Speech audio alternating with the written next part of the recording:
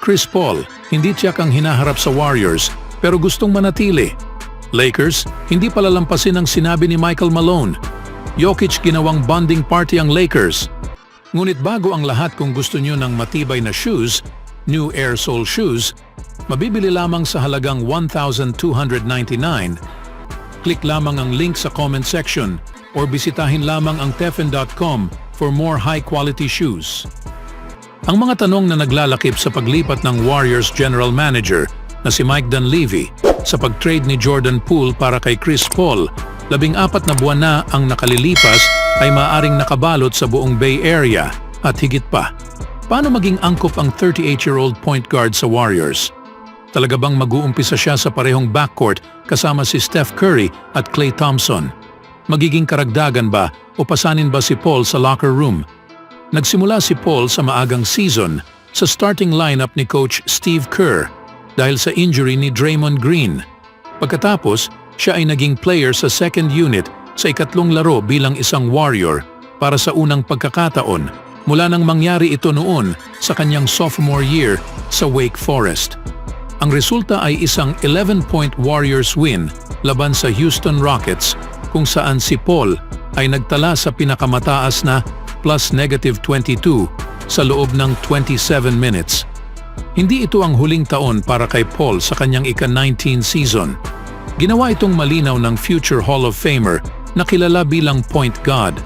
Sa anong papel at sa anong team ang susunod na kanyang patutunguhan ay hindi pa tiyak. Ano sa tingin ko, ipinakita ko ang kakayahan na mag-adapt at magpabago, sabi ni Paul.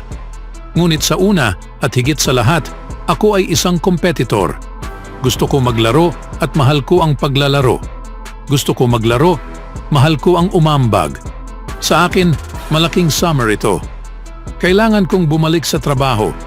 Kung susundin ang gusto ni Kerr, muling magiging Warrior si Paul.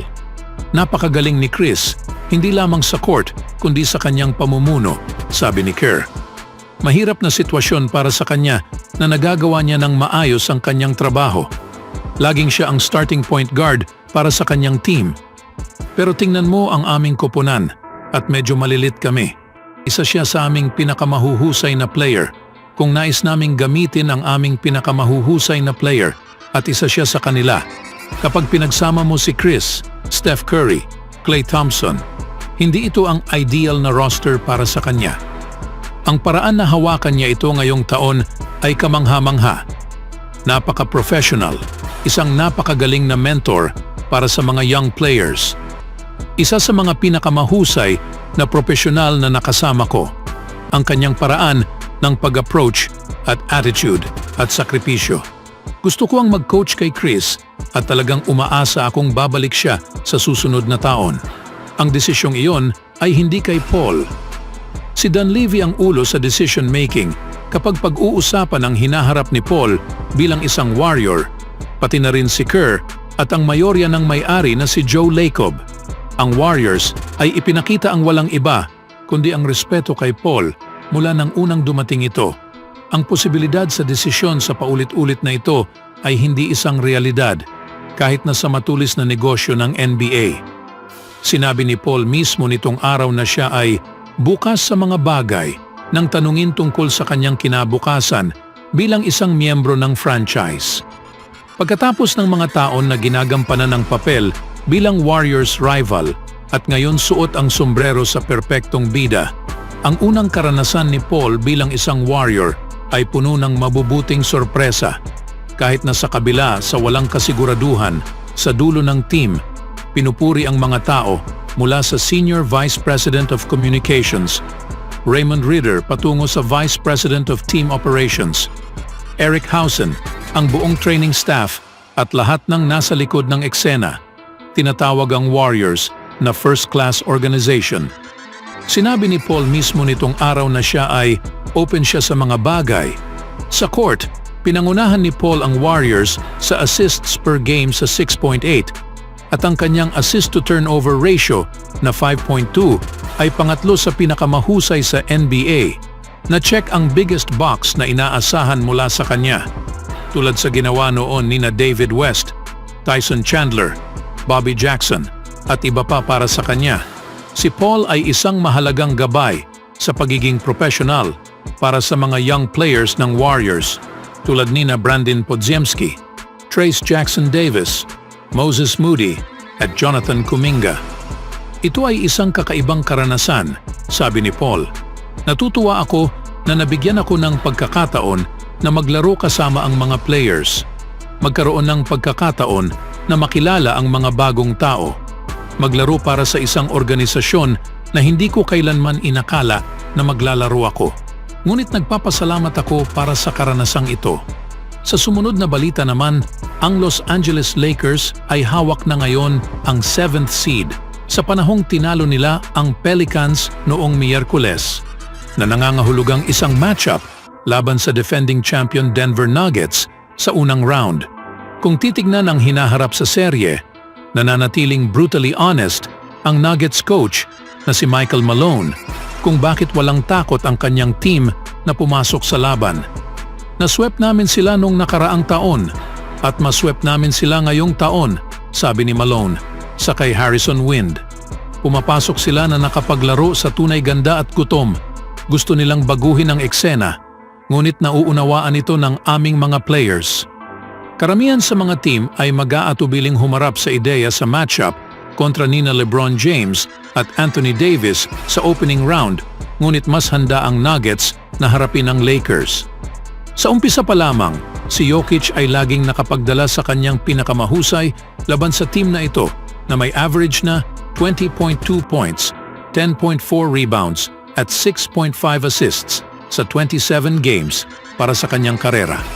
Bilang isang may balanseng team na may sukat, karanasan at depth, ang Nuggets ay magandang matchup sa team ni LeBron at alam na nila kung ano ang inaasahan batay sa kanilang nakaraang paghaharap sa playoffs noong nakaraang season. Bilang isang may balanced team na may sukat, kilala namin sila, kilala nila kami, sabi ni Malone. Alam namin ang inaasahan. Ang dominasyon ng Nuggets sa Lakers ay nagtungo sa series sweep last year. Ang Lakers ay 0 of 9 laban sa Denver sa kanilang huling 9 games. Sa kanilang huling 3, ang Nuggets ay nanalo ng 10 points o higit pa. Ang matchup ay sobrang masama para sa Lakers na kahit si LeBron James ay inamin na alam ng Nuggets ang kanilang numero. Hindi alam ng Nuggets kung kanino sila haharap hanggang sa huling araw ng season, ngunit nanonood ang Nuggets kung paano ito magre-resulta. Pati si Joker mismo ay nag-host sa panonood ng laro upang mapanood ang Lakers versus Pelicans play-in game ng live. Ang mga players ng Nuggets ay nanood ng laro ng Lakers-Pelicans play-in game kasama sa bahay ni Nikola Jokic kagabi. Sinulat ni Bennett Durando sa X. Ang coaching staff ay nagtipon ng hiwalay at nanood habang kumakain ng Blue Pan Pizza. Pinersonal na inanyayahan ni Jokic ang bawat kasamahan niya na manood ng laro at uminom ng rakija, isang Serbian liquor.